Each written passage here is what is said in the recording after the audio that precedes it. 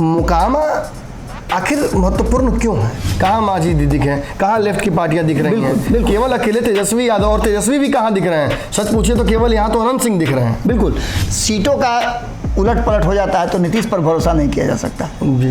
क्या दबाव है तेजस्वी यादव पर, यह कहना बड़ा मुश्किल है। क्या महागठबंधन मिलकर अपनी पुरानी डिफरेंसेस को भुला पाती है कि नहीं? बिल्कुल, भाजपा के डर के मारे नीतीश कुमार आज ये बयान दे बैठे कि अब की तो भाजपा के साथ कुछ हो जा नहीं जाएंगे। नमस्कार।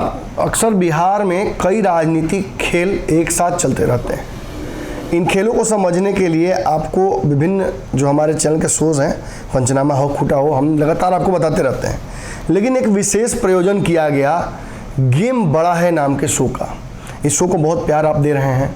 हमें समझ में आ रहा है कि जो पर्दे के पीछे खेल चल रहा होता है उसे समझने की जिज्ञासा आपकी है, और उसी जिज्ञासा का प्रतिफल है गेम बड़ा है।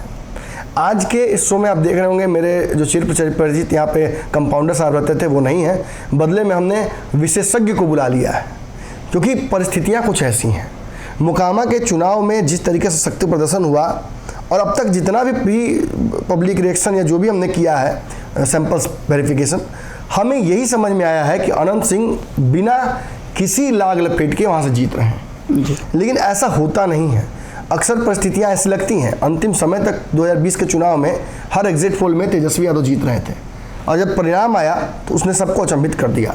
आपको याद होगा यही रात अंतिम यही रात भारी, और कैसे वो रात भारी पड़ गई अंततः तेजस्वी यादव। तो लालू के जीन वाली बात है जी, अंत में जीन निकल गए। और सबको पता है कि असल जो लड़ाई है वो गोपालगंज की है। लेकिन मुकामा आखिर महत्वपूर्ण क्यों है? देखिए, मुकामा इसलिए महत्वपूर्ण है क्योंकि मुकामा फोर्ट्रेस है जी। ये ललन सिंह का भी फोर्ट्रेस है और ये अनंत सिंह का भी फोर्ट्रेस है। किले की घेराबंदी है, उसको तोड़ पाना भाजपा के लिए संभव नहीं है। जो प्रत्याशी भी भाजपा उतार रही है ललन सिंह, वो बताया जा रहा है कि कल तक तो जदयू में थे, इसलिए बहुत उनका प्रभाव भाजपा में नहीं है। भाजपा के वहाँ लोकल लीडर भी नाराज होंगे कि भाई बाहरी को क्यों दे दिया गया टिकट। लेकिन इन सब के बावजूद 5000 गाड़ियों के काफिले के बावजूद कुछ खेल जरूर दिख रहा है। जो खेल मैं बार बार बता रहा था दर्शकों को, वो खेल मुझे अब भी वहाँ होता नजर आ रहा है। लाख कठिनाइयों के बावजूद किसी तरीके से टिकट तो ले लिया नीलम देवी ने, लेकिन आज भी समर्थन जदयू का जो मिलना चाहिए वो नहीं प्राप्त हो पा रहा है। अपने तरफ से तेजस्वी यादव हर वो काम कर रहे हैं जो नीतीश कुमार को ये गारंटी दे सके कि उनके साथ कोई छल नहीं करने जा रही रजत जी। चाहे अपने ही मंत्रियों का विकेट गिराना हो, जगदानंद सिंह को चुप कराना हो, या पार्टी के प्रवक्ताओं को चुप पिन ड्रॉप साइलेंट करा देना, ये सब कुछ तेजस्वी यादव ने कराया। यहाँ तक कि प्रदेश अध्यक्ष बदलने जा रहे हैं जी। लेकिन बदले में जो रिस्पॉन्स और जो प्यार रेसिप्रोकेट होना चाहिए था वो होता नजर नहीं आ रहा है। क्यों ऐसा कह रहा हूँ मैं? देखिए, पर्दे के पीछे कोई खेला कर देंगे ललन सिंह, ये तो बड़ा अंदाजा लगाया जा रहा है। लेकिन यदि सामने से ही खेला हो जाए तो आज जब विपक्षी खेमा अनंत सिंह का गया नामांकन करने के लिए, तो ललन सिंह के साथ सूर्यभान सिंह के भाई चंदन सिंह दिखे जी।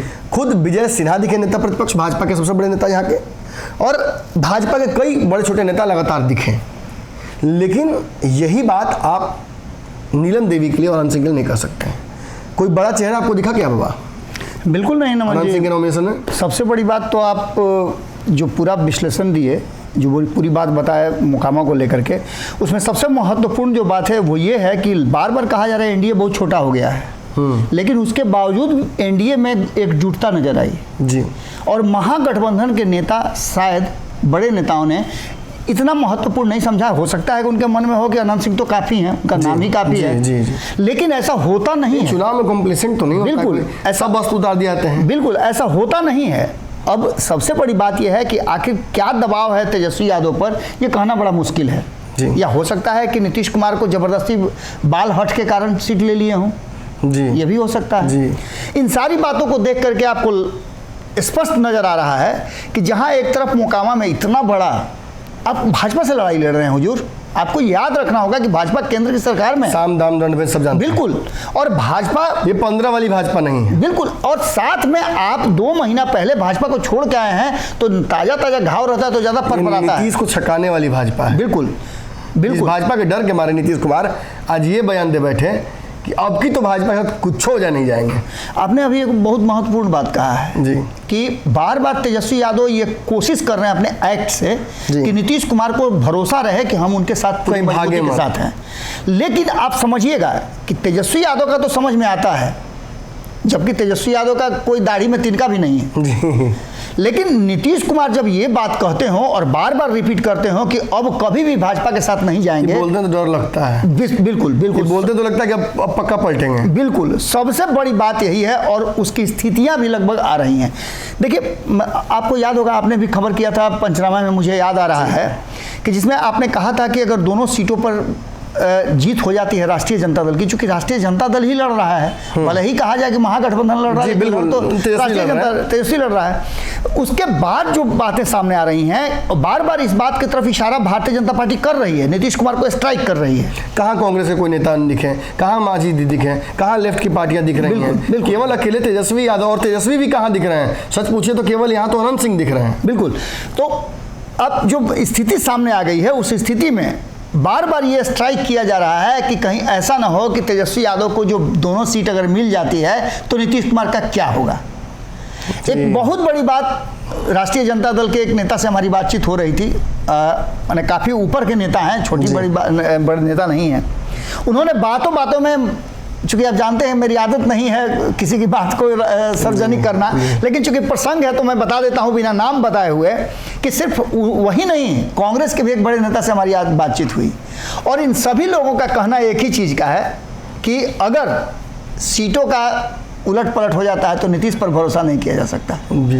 अगर होता है तो महागठबंधन अपने स्तर पर बिना नीतीश के और बिना भाजपा के सरकार बनाने की स्थिति में आती है जी, तो हमको बनाने में कोई आपत्ति नहीं है। नहीं, बाबा ने बहुत स्मार्टली समझा दिया कि बात केवल मोकामा की है जी जी, ये उससे बड़ी है। मोकामा इसलिए महत्वपूर्ण है क्योंकि देखिए गोपालगंज ज़्यादा महत्वपूर्ण है, मैं बार बार कह रहा हूँ, नाक की लड़ाई, लेकिन गोपालगंज इसलिए ज़्यादा महत्वपूर्ण है क्योंकि वहाँ महागठबंधन जो चुनाव लड़ने जा रही है, तेजस्वी यादव जो ताल ठोक रहे हैं, उस समीकरण का वहाँ टेस्ट है। बिल्कुल, लेकिन जानते हैं अनंत सिंह के गढ़ मोकामा में भी सच पूछिए तो बहुत बड़ा टेस्ट है, और ये टेस्ट है महागठबंधन की एकता का। क्या महागठबंधन मिलकर अपनी पुरानी डिफरेंसेस को भुला पाती है कि नहीं? इस खुशी में अनंत सिंह के ललन सिंह खुश हो पाते हैं कि नहीं? जदयू खुश हो पाती है कि नहीं? भागीदार हो पाती है कि नहीं? दुख में आ जाते हैं लोग ढांढस बढ़ाने के लिए जी, लेकिन सच है कि खुशी सबसे बर्दाश्त होती नहीं है। इस सीट पर अगर जीतती हैं नीलम देवी तो वो बड़ी प्रतिद्वंदी हो जाएंगी ललन सिंह की अगले चुनाव के लिए, और ये भी अपने आप में फैक्टर है। आज जदयू के नेताओं का वहां नहीं पहुंचना इस चर्चा को निश्चित तौर पर जन्म देता है कि कहीं ना कहीं इस सीट पर पर्दे के पीछे कोई खेला होता नजर आ रहा है। एक बड़ा गेम है जो इस पर्दे के पीछे चल रहा है, उस गेम को एक्सपोज जल्दी ही हम रातों रात में करने जा रहे हैं। बने रहिए।